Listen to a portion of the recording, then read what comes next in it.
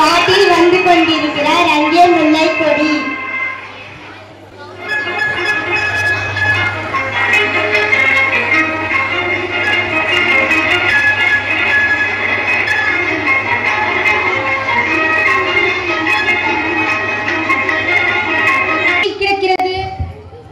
ஆம் தந்தையை, படரிடமில்லாமல் தவிக்கிறது. குழந்தைகளே, படர்வதற்கு எந்த ஆதாரமும் இல்லை. அப்படி என்றால் இந்த முல்லை கொடி வாடி வதங்கிவிடும் அல்லவா அப்பா?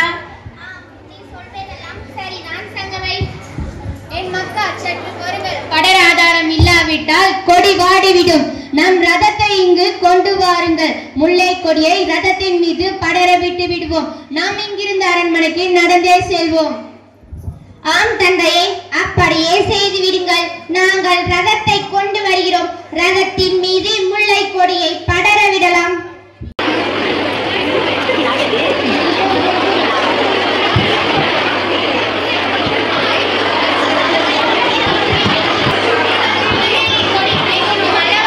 அதில் சந்தேகம் பாரி மன்னா, உன் புகழ் தலைப்பதை போல் இக்கொடியும் தலைக்கும். பாரி மன்னா, உலகில் மக்கள் மீது அன்பு காட்டும் மன்னர்கள் பலருண்டு.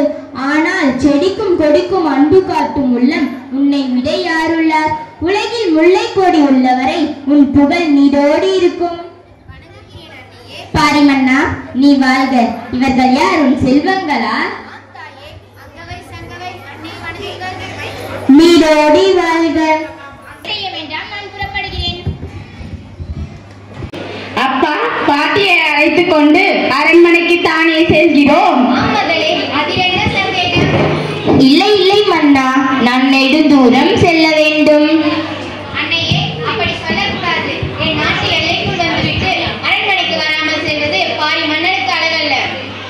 பாட்டி, எங்களுடன் வாருங்கள். இல்லை கண்மணிகளா, நான் அவசரமாக மதுரைக்கு புறப்பட வேண்டும். என்னை தடை செய்ய வேண்டாம், நான் புறப்படுகிறேன்.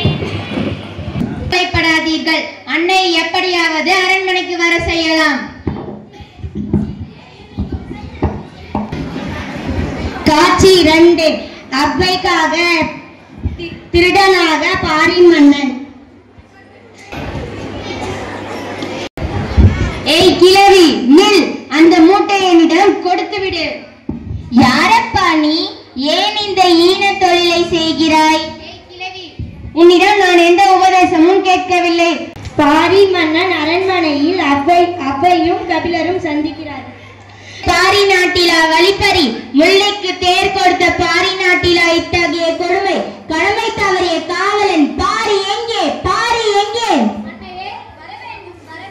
கபிலரே, பாரின் அமைச்சராக இருந்தும் கூடவா இந்நாட்டில் இத்தகைய கொடுமை நடந்துள்ளது?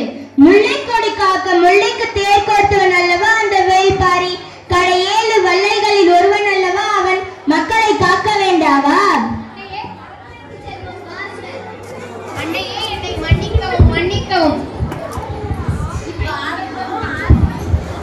பாட்டி, என்ன இதெல்லாம்?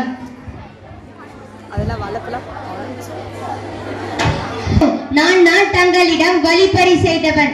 நானே அந்த வழிப்பறி கல்வன். தங்களின் பாதம் எங்கள் அரண்மனையில் பட வேண்டும் என்பதற்காகவே இத்தகைய செயலை செய்துவிட்டேன். அனைவரும் வாருங்கள், தர்பாருக்கு செல்வோம்.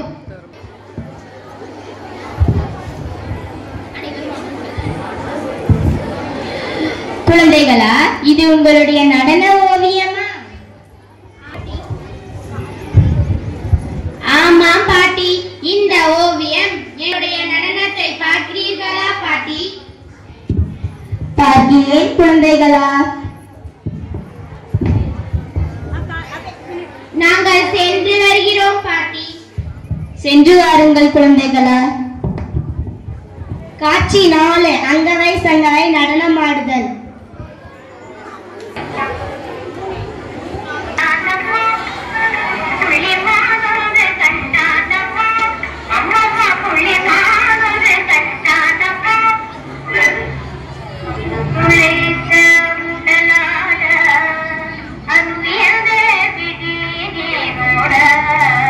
எம்பு குறைந்து காத்தலாட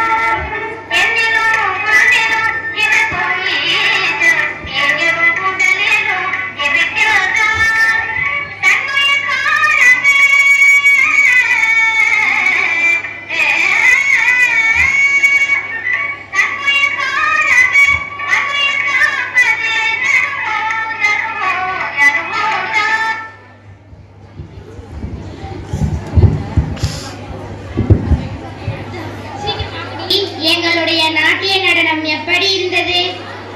மிகவும் அருமையாக இருந்தது குழந்தைகளே. பாரி, உன் குழந்தைகள் நாட்டிய நடனத்தில் கூட தர்மத்தை வளர்க்கிறார்கள். அரிய கருத்தை சிறிய நாடகத்தின் மூலம் புரிய வைத்தார்கள். இறைவன் என்னிலும் உன்னிலும் இருப்பதைப் போல மற்ற எல்லா உயிரினங்களிலும் இருக்கின்றான் என்ற கருத்தை மிகவும் அருமையாக புரிய வைத்தார்கள். அருமை அருமை. அன்னையே, தங்களது கூற்று மிகவும் சரிதான். அன்பு மனிதனுக்கு மிக அவசியமாகிறது. உலகில் பிறந்த ஒவ்வொரு உயிரினங்களும் வாழ்வதற்கான உரிமை கொண்டுள்ளது. அதை அழிப்பதோ தடுப்பதோ மனிதர்களாகிய நம் கையில் கிடையாது. ஒரு முல்லை கொடிக்காக தன் தேரையே கொடுத்த பாரியே வாழ்க. கடையேழு வல்லங்களில் தலை சிறந்தவராக போற்றப்படுகின்றனர். ஒன்றறிவதுவே, உற்றறிவதுவே, இரண்டறிவதுவே, அவற்றோடு நாவே, மூன்றறிவதுவே, அவற்றோடு மூக்கே, நான்கறிவதுவே, அவற்றோடு கண்ணே, ஐந்தறிவதுவே, அவற்றோடு செவியே, ஆறறிவதுவே, அவற்றோடு மனமே என நெறித்தீர் உணர்ந்தோ நெறிப்படுத்தினரே என்று தொல்காப்பியத்தின் கூற்றுப்படி நம் பாரியின் மகள்களான அங்கவை சங்கவை விளக்கியுள்ளனர். கடந்து கொண்டே இருக்கிறது. நான் விரைவாக மதுரை மாநகரத்தை சென்றடைய வேண்டும். நான் புறப்படுகிறேன். அன்னையே, தாங்கள் இந்த நடுக்காட்டில் நிலா ஒளியில் எவ்வாறு செல்வீர்கள்? கண்மணிகளா, பாட்டியை வணங்குங்கள். புகழ், கல்வி, வலிமை, வெற்றி, நன்மக்கள், பொன், நெல், நுகர்ச்சி, அறிவு, இனிமை, துணிவு, நோயின்மை, நீண்டாயு ஆகிய 16 செல்வங்களையும் பெற்று பெரு வாழ்வு வாழ்க. எனக்கு மரியாதை அளித்த என் செல்வங்களுக்கு நானும் மரியாதை அளிக்கிறேன்.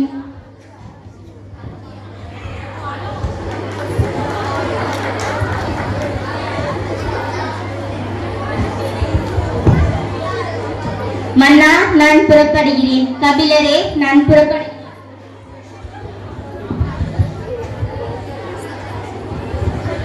சென்று வாருங்கள் அன்னையே.